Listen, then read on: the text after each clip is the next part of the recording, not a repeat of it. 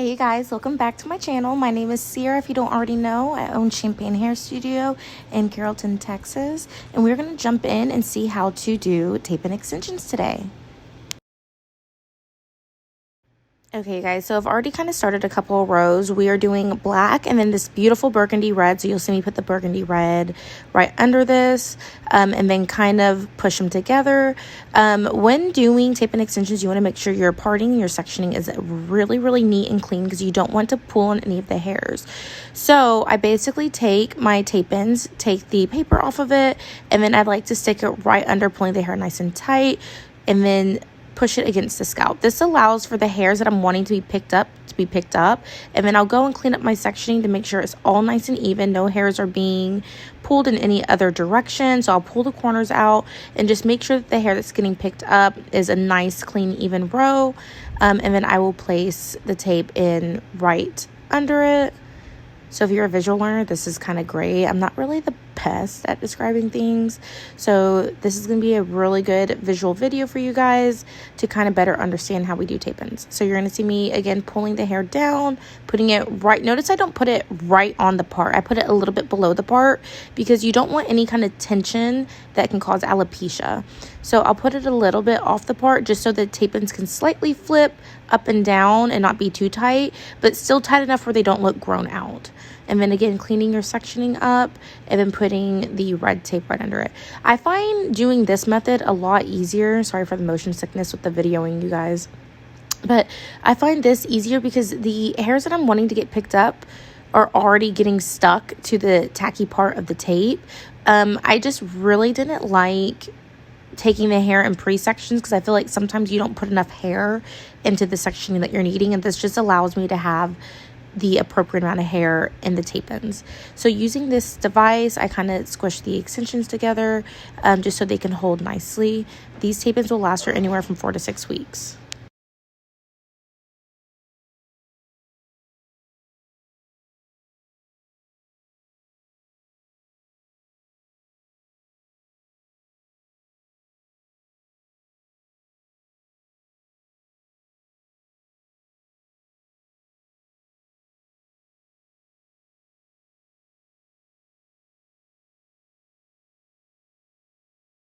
You can already see it kind of coming together. She has, I believe we did 3 bags total, which is equivalent to 150 grams. You will notice around her hairline though that the tape ends that I put in are shorter and look a little bit different, and that's because she wanted to use her old tape ends for her hairline only because they have that invisible banding in them, and you'll see what I mean.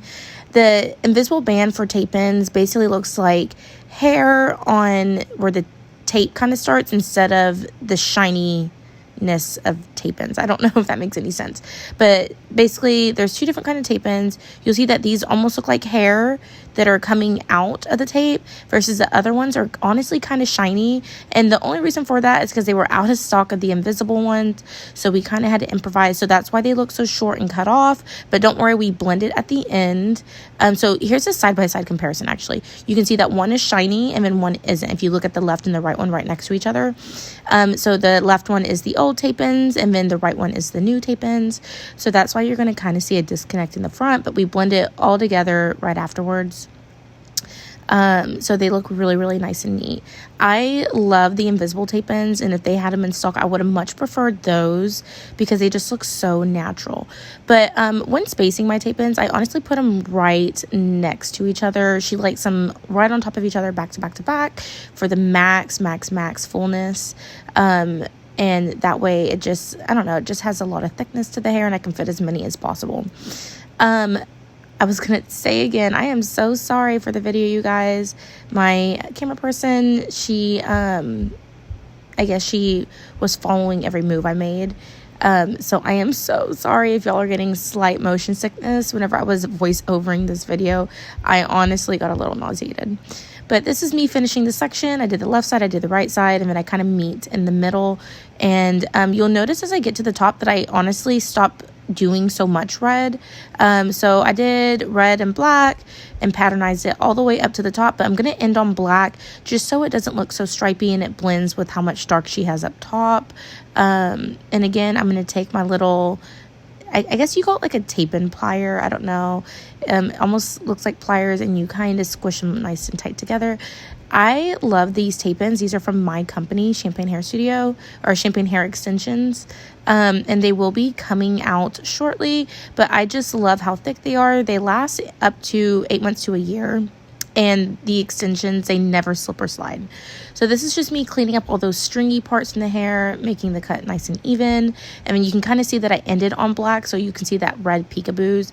If I kept doing my red and black pattern, it would be just too much red to blend with her hair. So I ended on black just so it looks more like a highlight. And not too vibrant. And then I made nice big red pieces around her face.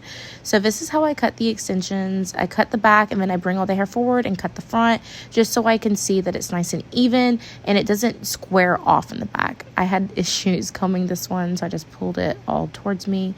But then I take my face framing layers, and you'll see that it was a little bit difficult, like I said, blending in those short pieces, but she likes a lot of layering, so it honestly worked out. But because those invisible tape-ins were already so short, it made a little bit of a bluntness in the hair. But once it was curled, it was perfect. And then maybe eventually we'll get those old ones replaced. I did notice, like after filming them, all the tape-ins stayed in really nicely, but those old ones did slip. So I do not recommend using old extensions. The red ones had lasted full 6 weeks, and then the old ones barely made it 3 weeks because they were ready to honestly just come out. But here's the final result, nice and curled. You can see how bouncy, how much color's in the hair, and how well it all blends together. If you enjoyed this video, give me a thumbs up or comment. If you want to see more like this, just let me know. And my Instagram will be linked in the bio. Thank you for watching.